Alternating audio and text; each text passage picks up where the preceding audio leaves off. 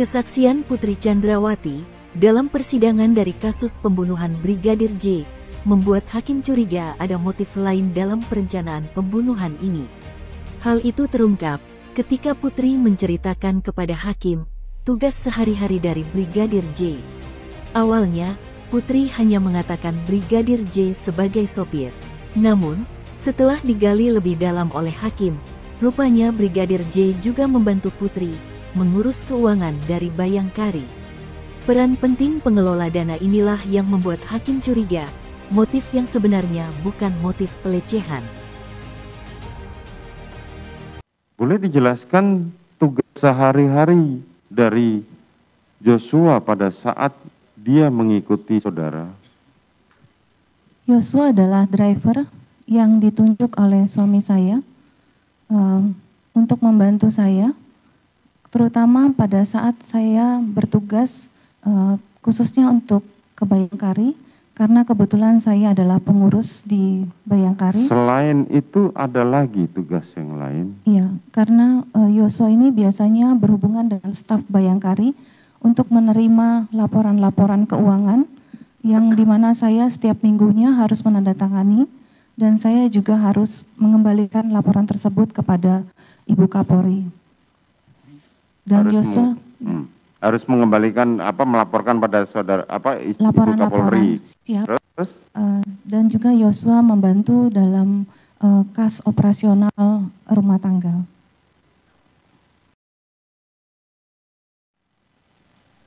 Berapa bulan saudara kasih kepercayaan uang tersebut kepada pengelola keuangan?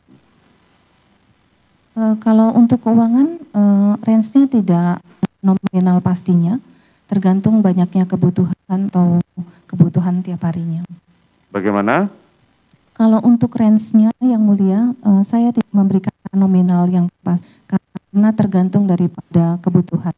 Untuk tergantung pada kebutuhan, tetapi kepastiannya setiap bulan berapa yang saudara berikan? Mohon izin yang mulia, saya menjawab. Bukan, pertanyaan saya berapa? Karena ini tanya apa dihadirkan oleh jaksa penuntut umum di ruangan ini. Saya tidak bisa memastikan berapa nominalnya yang mulia. Saudara tidak bisa memastikan. Ya, kalau kita lihat kan, kalau seorang kepala rumah tangga, dia sangat emosional hubungannya dengan pemimpin rumah tangga, apakah kepada kepala keluarga atau istri dari kepala keluarga tersebut. Ya, bisa jadi segala macam permasalahannya juga mengetahui begitu.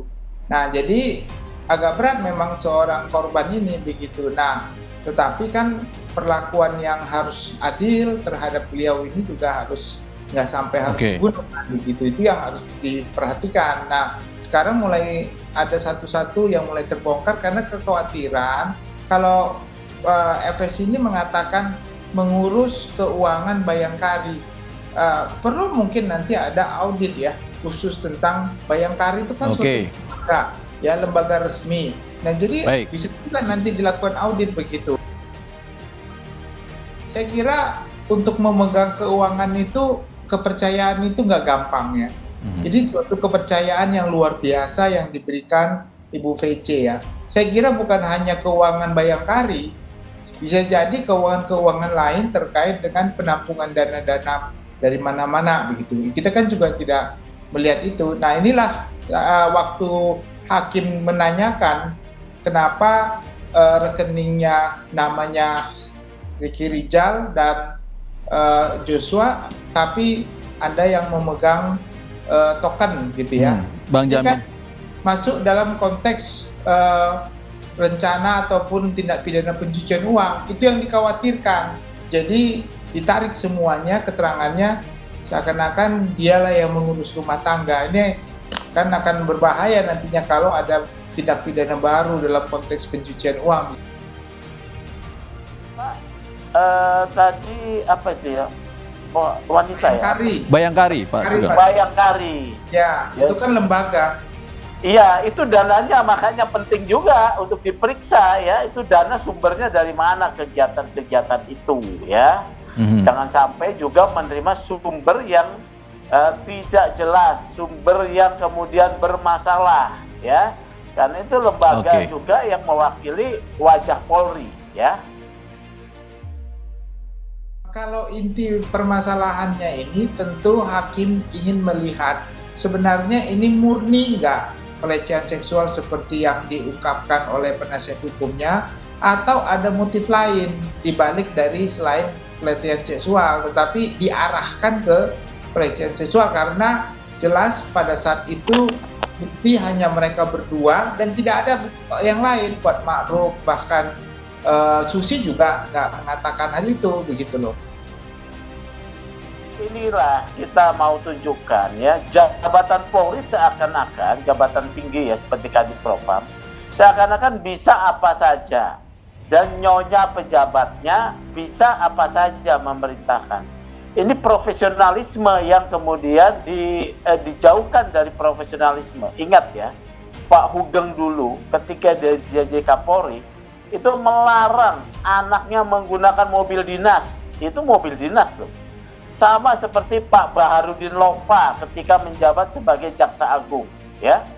Harus ada pemisahan jelas tentang tugas pokok fungsi seorang ajudan. Kalau tidak ada pemisahan jelas, terjadi satu hubungan yang sangat personal, ini sangat rentan, ya. Rentan dari segala macam problematik, ya. Kalau hubungan sudah sangat personal, rentan hubungan yang misalnya problematik sifatnya dekat, ya, individual, ya, ya bisa kemudian terjadi seperti ini. Merekap beberapa laporan keuangan sebelum diberikan ke kantor Bayangkari. Menurut pakar, tugas inilah yang membuat hakim curiga ada motif lain dari pembunuhan Brigadir J. Karena peran Brigadir J yang cukup penting dalam rumah tangga Putri Chandrawati dan Ferdi Sambo.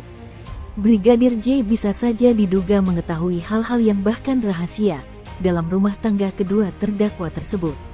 Apalagi, Brigadir J juga ditunjuk Ferdi Sambo untuk membantu istrinya mengurus keuangan dari Bayangkari. Tugas penting Brigadir J itu juga terbukti saat Putri Chandrawati membantah kesaksian dari Richard Eliezer. Putri membantah telah menyuruh Richard untuk membersihkan sidik jari Ferdi Sambo dari barang-barang milik Yosua. Putri berdalih, saat itu hanya memerintahkan Cicat dan Ricky untuk dicarikan dokumen keuangan Bayangkari yang tak boleh sembarangan diketahui oleh orang lain. Meleburnya bukti dari pelecehan semakin menguak motif baru dalam pembunuhan Brigadir J ini. Semua semakin terungkap dan terbongkar, kebohongan-kebohongan yang telah dibangun dari Putri Chandrawati dan Ferdi Sambo.